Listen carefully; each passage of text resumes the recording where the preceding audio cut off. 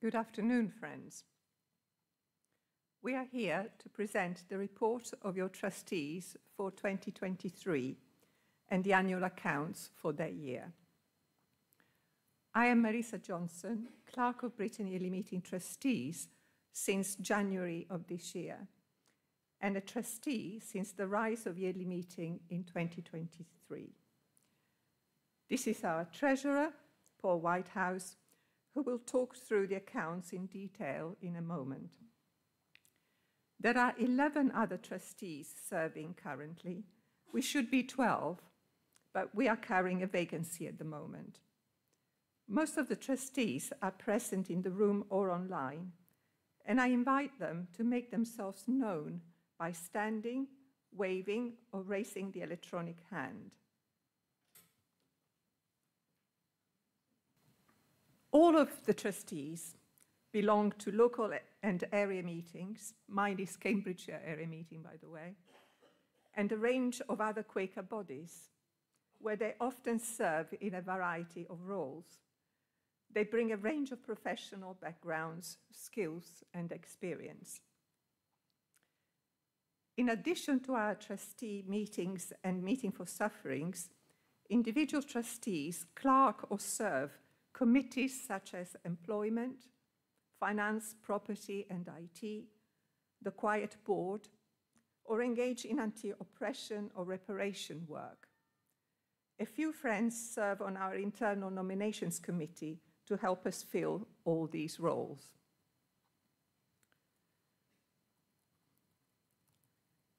The report before you today covers 2023, and I intend to focus on that.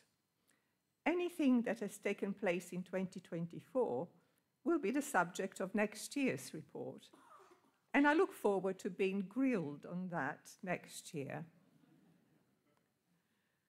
On behalf of trustees and staff, I would like to record our thanks to Caroline Nursey, who was clerk during the year, and to the trustees who completed their service at the end of last December: Alison Breeden, Graham Torr, and Francis Faulkner. I commend to you Our Faith, Our Work report, which could go back up there, please, which you will find in your papers and links to it on all sorts of electronic documents and devices. That report sets out in detail the work carried out on our behalf by staff and volunteers under the guidance of our central committees, and I do hope that you'll find a lot of interest in it.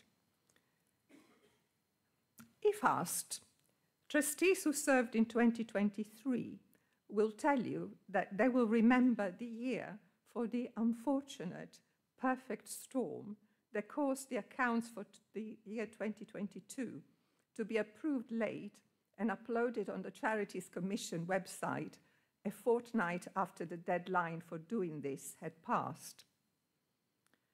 Whilst the problems were entirely technical and administrative, and the health of the finances was never in doubt, this was nevertheless a cause of great concern for all involved, and much time and effort has gone into investigating the causes and putting in place measures to ensure that nothing like it can happen again. The appointment of Vipan Narang as Finance Director in September proved a turning point and the catalyst for a number of changes to teams and systems, which resulted in the happy position of being able to offer you audited and approved accounts for 2023 at this meeting.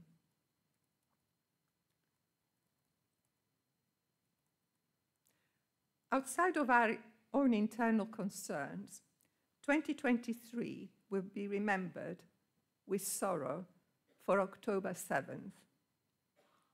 News of the terrible events that sparked the ongoing terrifying violence in Gaza reached some of us as we were gathered in Leeds for a residential meeting for sufferings.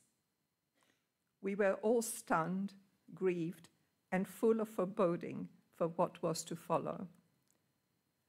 Our ecumenical accompaniers had to be brought home amidst fears for their safety, and the program resumed, initially with a presence only in Jerusalem, in January 2024.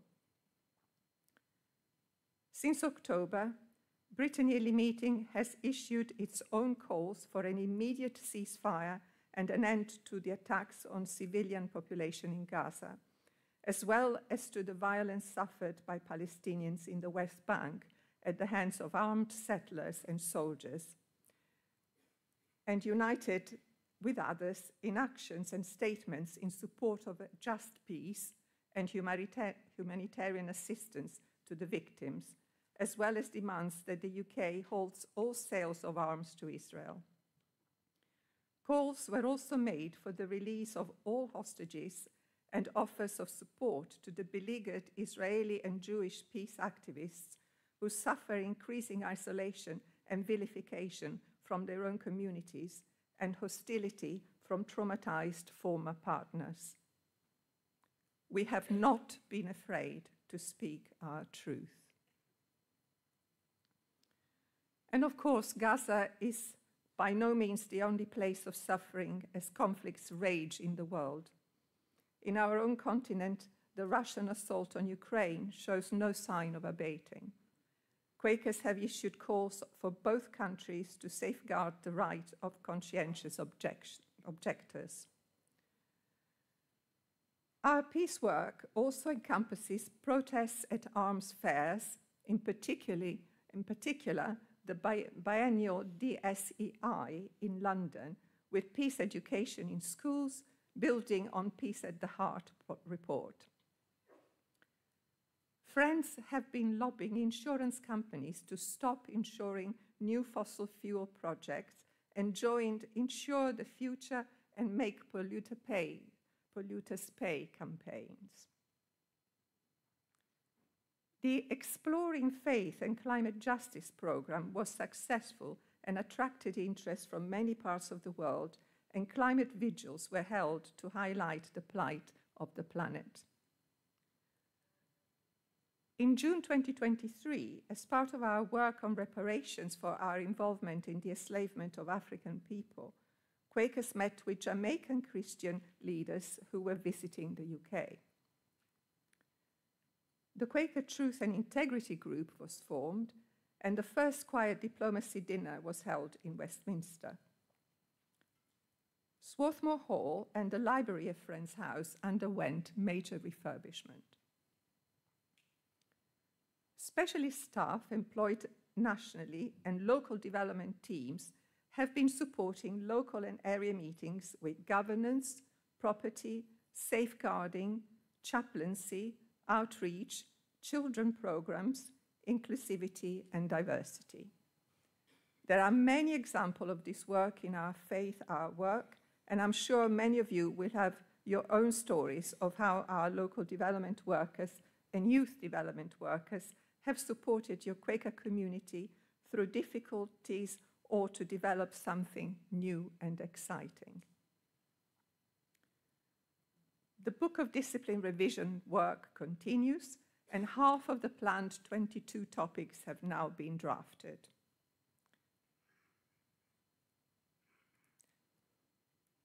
As well as yearly meeting, junior yearly meeting, and meetings for sufferings, staff have supported the work of Quaker Life Central Committee, Quaker Peace and Social Witness, Quaker World Relations Committee, and Quaker Committee for Christian and Interfaith Relations. A conference of Quaker trustees and treasurers was held in September 2023. The work of the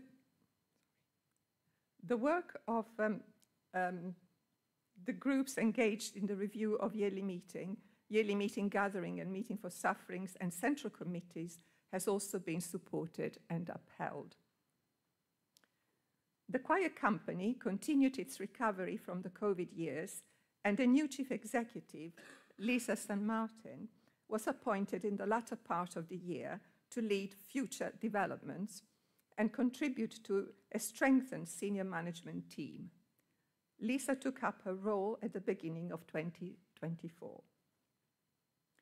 A staff conference was held in December, the first time this had been possible since 2019. It was a real privilege to meet so many of the 173 people who work for our faith community and make it possible for so much to be accomplished. Amplify and challenge the work that is being done through committees and ad hoc groups. As trustees, we do our best to hold all this together in the light, to steward resources to support the work, and ultimately to make it possible for the will of the yearly meeting to become manifest in our internal nurture and external engagement. And now the moment you have been waiting for. Paul Whitehouse will talk to you about the figures.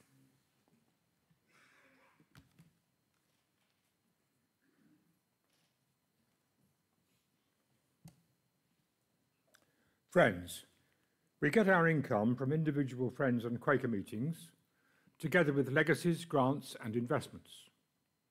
Legacy and donation income increased by £1.8 million and investment income by £200,000 from 2022 to a total of £13 million. Additionally, the Quiet Company, which manages our lettings at Friends House as well as the cafe and bookshop, gift aids all its profit to us. Last year, I am pleased to report that the Quiet Company's income grew by over £1.5 million. However, expenditure increased by £3.6 million to £15.6 million. Much of the increase was caused by staff costs, a pay rise of 5.5% for inflation, and new staff in the Quiet Company, which increased its turnover significantly. £600,000 of that increase was caused by how we account for our grant to Woodbrook. So, we finished the year with an operating deficit of £2.7 million, reduced by investment gains of £700,000 to £2 million. At the year end, our general reserves, which do not include restricted or designated funds, were reduced to £5.8 million from £12.1 million in 2022. That's because trustees had earlier decided to create two designated funds, the Risk Management Fund of £3.2 million to cope with the variation in the value of legacies from year to year, and the Organisational Development Fund of £1.1 million. So overall reserves were £10.1 million, but we cannot continue to deplete reserves indefinitely, and if income doesn't rise to meet costs, we shall need to cut back. I shall return to that later. We also have over 70 funds, some designated to support our work and ensure we can maintain our property, and one, the Marsh Memorial Fund, from which trustees are currently supporting the work of their reparations working group. These funds total £14 million. Then there are restricted funds amounting to £8.3 million. They're listed on page 48, and endowment funds, where we may spend only the income of £7.8 million, and they're listed on page 51.